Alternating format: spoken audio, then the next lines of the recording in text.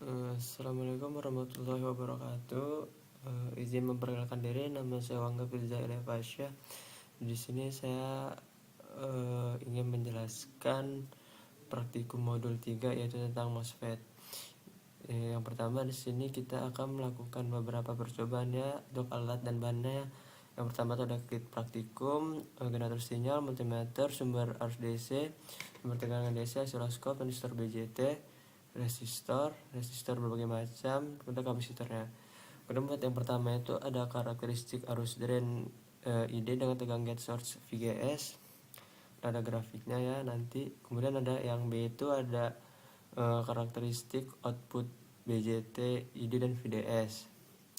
Ini ada grafiknya juga. Kemudian ada desain key point pada MOSFET, penguat common source, penguat common gate, penguat common drain, resistansi input MOSFET, resistansi output MOSFET.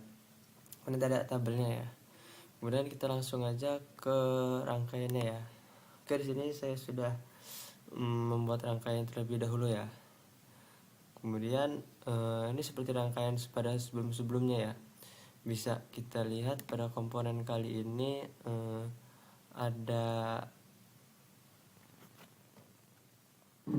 ada NPN NPN transistor, yaitu kalau kita nyari di komponen kayak biasa ya, komponen terus kita mencet P, terus kita cari IRF 130, itu kita pakai yang ini ya, yang FET yang ini.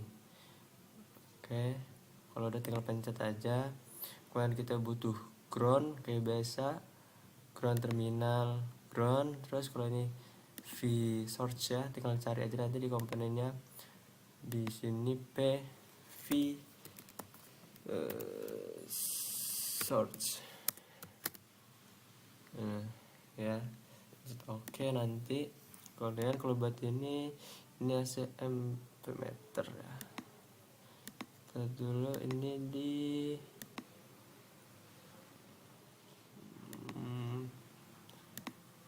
ini kita di instrumen nanti ada di DC ammeter ya, sama aja kan nih. Nah sama aja, kalau dipencet tinggal kita susun ya kayak biasa.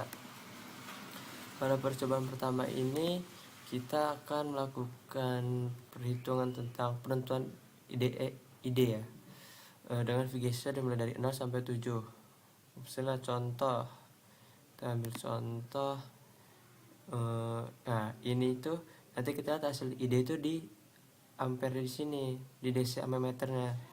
Kalau buat Virsource-nya ini kita tinggal kita pencet aja. Kita mulai tadi dari 0 ya, dari 0 kita okein, kemudian kita run coba. Misalnya karena ini ampere cukup besar, kita stop dulu, kita ganti satuannya. Kita ganti menjadi mikroampere yang paling kecil. Oke, coba kita run lagi. Nah mungkin memang hasilnya 0 ya. Coba kita ganti idenya ya, idenya menjadi 1. Oke, coba kita run. Nah mulai hasilnya kan, berarti nanti pas tulis di sini VGS dengan VGS 0, idenya 0. Kemudian kalau VGS 1 tadi 0,39 ya, 0,39. Terus kita stop, kita ulangi terus sampai ke 7. Coba kita ganti yang kedua, kita run lagi, udah dapat 0,77 mikroampere ya. Terus kita stop lagi, coba kita ganti yang ke 3. Oke, nah 3 udah max nih misalnya. Kalau udah max kita ganti satuannya menjadi mikroampere lagi, menjadi miliampere. Oke, kita run. Nah berarti ini hasilnya ya. Buat yang 3 VGS nya 3 volt, maka idenya plus 250. Kita stop lagi, kita ganti yang ke 4. Yang keempat ini kita coba kita run. max nih. Kalau udah max kayak tadi lagi, kita ganti menjadi ampere. Oke, ini bisa nyampe kilo ampere ya, ampere. Nah, mungkin kita langsung ke yang ketujuh aja ya, biar cepet juga. 7. Oke, kita run. Nah, masih kebaca buat ampere yang VGS yang ketujuh ya. Ampere itu 6,25. Stop. Nah, berarti nanti di sini kita isi aja ya beberapa angka-angka yang tadi kita dapat. Dan kalau buat grafiknya ya, buat grafiknya kita bisa buat di spreadsheet. Contohnya tadi kayak gini nih, dari buat data-data di spreadsheet, kemudian kita tinggal kita blok aja, nanti kita blok ke sisipkan, yaitu tabel nanti. Itu gitu aja, nanti hasil tabelnya keluarkan tabelnya. Nah, tadi udah ada sebelumnya, kita hapus aja. Nah, buat tabel bisa kayak gini nanti ya, tabelnya tabel garis ini dia gitu kalau buat grafiknya. Kemudian kita langsung ke percobaan yang kedua ya, karakteristik output BJT di IDVDS dengan VGS nya 1, 2, 3, 2,53, 5, 6, 7, 8, VDS nya 0, 0,2, 0,5, 0,75, 1 sampai 8. Kemudian kalau buat komponennya seperti ini ya, ini tidak ada bedanya ya sama rangkaian yang sebelumnya, cuma ada resistor juga di sini, dan ada sumbernya ada 2 ya. Nah, gini aja. Kemudian yang buat yang bakal kita ganti itu kan ini VDS, ini VGS ya, itu rangkaiannya. Nah, berarti kalau VDS nya bermudah itu kita pilih salah satu dulu, yang kayak milih data yang ke bawah apa yang ke samping. Berarti kalau buat yang ke samping VDS nya konstan, VGS nya yang berubah-ubah. Terus kalau yang ke bawah berarti VGS nya konstan, VDS nya yang berubah-ubah. Contohnya kita ngambil VGS nya yang konstan ya, VGS nya konstan, berarti VGS nya mulai dari 1 tadi ya, dari 1. Oke, VGS nya yang berubah, berarti ini dari 0 tadi ya. Coba kita, ini karena mikroampere ya, mungkin terlalu besar miliampere, kita pilih ke mikroampere aja yang lebih kecil satunya. Kita lihat, kita run, memang hasilnya 0 kali ya. Nah, kita lihat lagi, ini 0,25 ya saja, 0,25, 0,5, 0,75 dengan VGS nya 1. Kita nyari data yang ke bawah dulu, kita pulin ke bawah datanya. Kemudian 0 ya, bis 0, 0,5. Oke, coba kita run lagi. Nah, dapat hasilnya ya minus 0,19 ya, ini buat 0,5.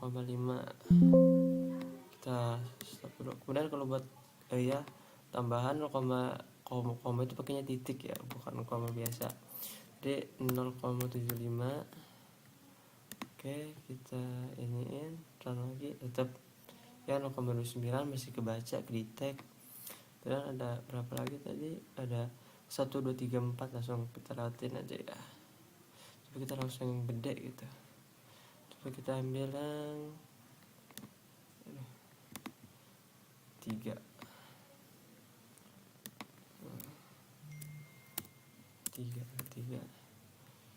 Oke, kita run. Nah, masih bisa kebaca. Terus kalau kita langsung ambil yang gede, contohnya 5, terus 7 apa 8 tadi. Terus kita run aja, cek, masih ke detect juga. Nah, mungkin kalau kita langsung ngambil yang gede ya, misalnya ya VGS nya 8, terus ini juga 8 VGS nya. Sepertinya pakai ini sih, ampere ya. Mikro masih kedetek. Coba oke. Kemudian juga kita ganti 8. Oke, kita run. Nah udah max kan, berarti nggak bisa. Coba kita ganti menjadi mili ya, mili ampere. Oke, kita run. Nah masih kedetek, berarti kayak mili ampere aja udah kedetek ya.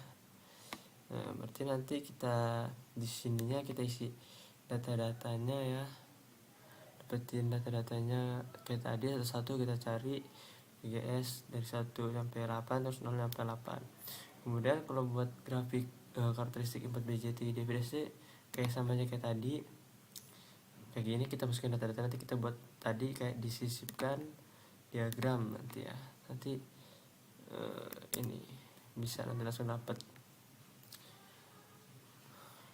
Kemudian buat proyek selanjutnya penguat common source, common gate sama common drain, ya penguat gitu ya. Nanti dapat tabelnya. Buat komponen-komponennya ini ya, seperti ini gambar komponennya. Ini buat yang keempat apa dulu nih, yang ini ya, source dulu ya, source gate drain berarti ya kan, iya source. Nah ya nanti tinggal kita cari aja untuk dapetin nilai ininya ya, nilai input outputnya, tinggal nanti dimasukin aja. Dan ini sebenarnya nggak ada bedanya sih, tinggal di run aja ya pada rangkaian ininya, nanti dapat angkanya tuh. Ini kenapa yang membedakan common gate, common source, common gate sama common drain. Yang membedakan itu kayak penempatannya aja sih, kayak penempatan sumber AC-nya misalnya di sini, ini di sini, ini di bawahnya kan di sini. Kemudian ini lagi sumber AC-nya di sini. Kayak membedakan itu penempatan ini aja, V in, V out-nya aja.